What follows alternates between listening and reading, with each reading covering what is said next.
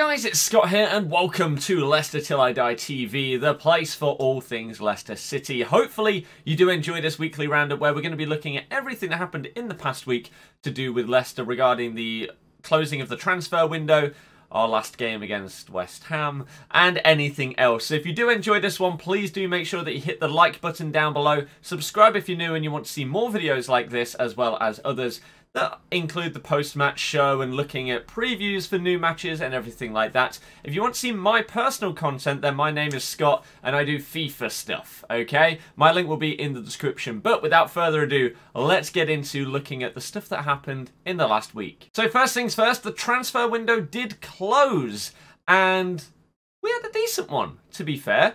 No incomings on transfer deadline day, but that was to be expected because money was tight and we had heard multiple times from Brendan and a couple of other sources from the club that it didn't really look like we had the funds or players available to us that we wanted in order to make any more incomings. However, we did have some outgoings to end off the transfer window, including Adrien Silva going to Italy. He is done, he is gone. We have got Gazal, who has gone out on loan to Besiktas. Diabate has gone on a permanent. We have also loaned out Darnell Johnson and Knight as well. So we did actually get rid of some of the deadwood, I guess. One of the ones that a lot of people thought was going to leave was Slimani. Now, is there any way back for him at the club? I mean, I don't see one. Otherwise, I don't see why he wouldn't have already featured.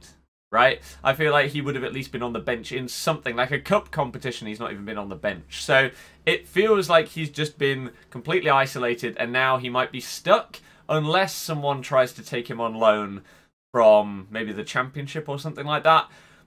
We'll have to wait and see. But as it stands, Slimani is staying. Now, obviously, we brought in three very, very solid players by the looks of things. Timothy Castan has already made his impact on the Premier League, filling in for Ricky P at the right back slot, and will most likely move over to left back once Ricardo is fit to fully take over from Chilwell after his departure. He has taken to the Premier League like a duck to water. He has smashed it so far, has already been involved in multiple goals from a fullback position, and going forward he looks like he always wants to get on the ball and is always active in trying to help his teammates create attacks, whether it is by offering a passing option, making a run, dragging defenders out of position, or scoring a goal. He has been very, very good so far and looks like a class signing from our scouting network. Next up, we did bring in Cengiz Under, who made an appearance against West Ham. He came on as a substitute in that game.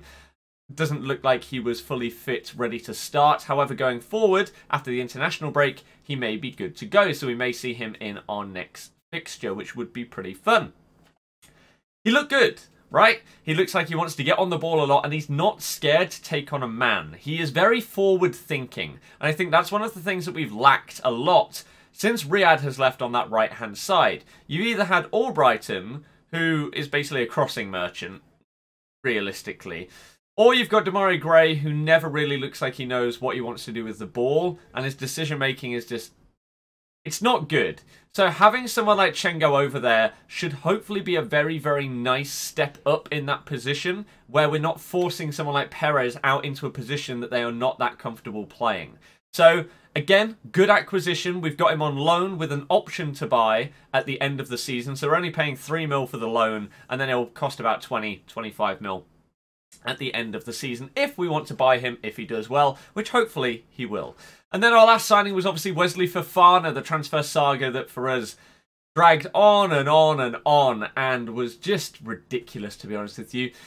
We tested their resolve by putting in apparently about 3 bids and they turned them all down, Saint-Etienne.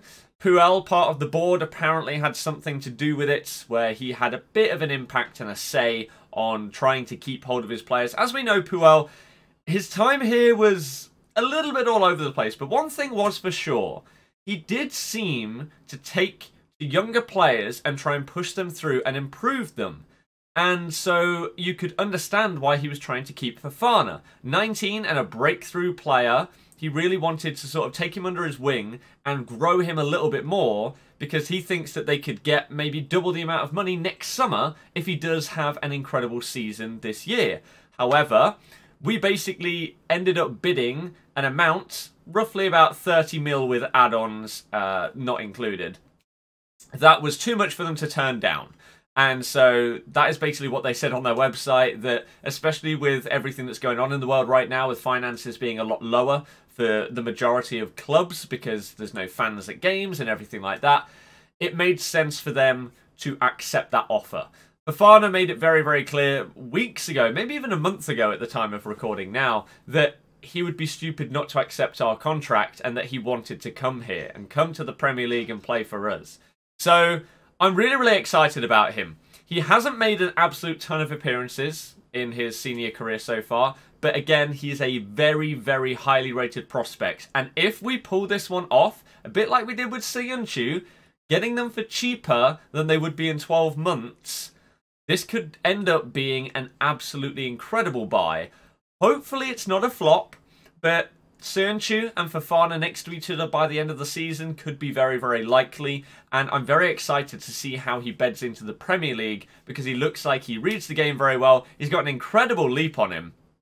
He's about 6'2", and he's got decent pace as well. So he looks like he could be a very good acquisition for us, and a solid centre-back to sort of be bedded in to replace Johnny Evans, I guess. If we are more of a forward-thinking team, Evans is pretty solid defensively, but when we're on the ball, he slows it down a lot. He stands and just puts his foot on the ball instead of passing it forward. And so we need someone who's a bit more forward-thinking and also obviously younger, ready to reach their potential. And I think that that is what we're getting with Fofana. So, in my opinion, very good transfer window. We obviously got 50, 60 mil for Chilwell and have then brought in 3 players in positions that we did need.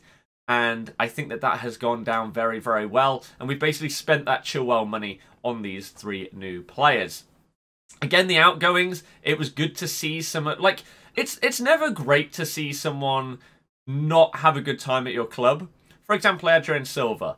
His time, even from the very beginning, was a nightmare with the 14 seconds too late fax thing to FIFA or whatever it was, the FA, and then not being able to play him for however long it was, 6 months.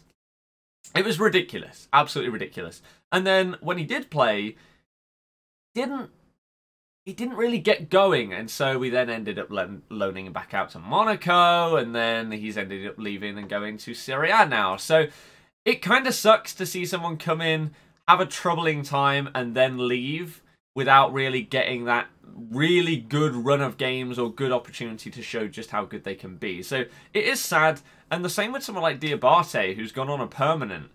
He's young, didn't get a great chance with us, so kind of sucks. But now let's move on to looking at our last game, which was obviously the West Ham game.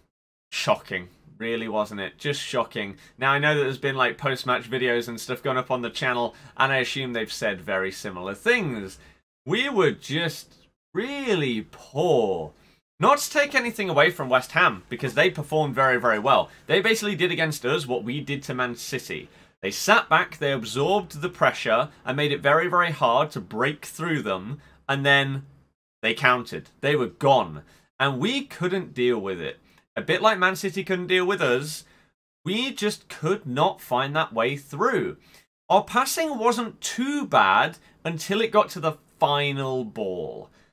That is where we lost the game, in my opinion. Because some of our final third passing was really good. We created decent opportunities and openings.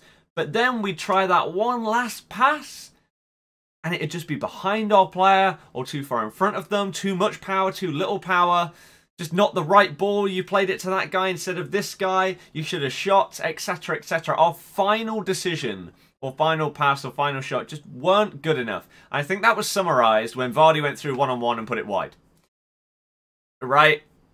And then also, we scored a Barcelona prime tiki-taka-esque goal and we were offside by about that much. It pretty much summed up our game, really. We just couldn't get things going. But I don't just want to go on as if it's this super, super negative thing, because we've now got the international break where we can basically reset. We've got a lot of internationals at the club now, and they're hopefully going to have a great time going and playing some games and potentially just resetting a little bit. Some of them are going to get more match fitness. For example, our new signings are going to be able to go and play internationally, whether it's for under 23s or whether it's for the full squad in under and Fofana.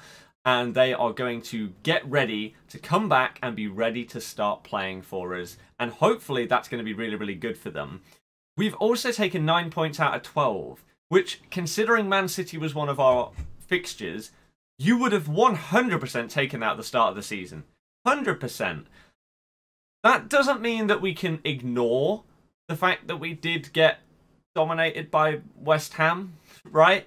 Like, it's not as if that we should sweep it under the carpet and say, okay, we beat Man City, so we're allowed to lose against West Ham.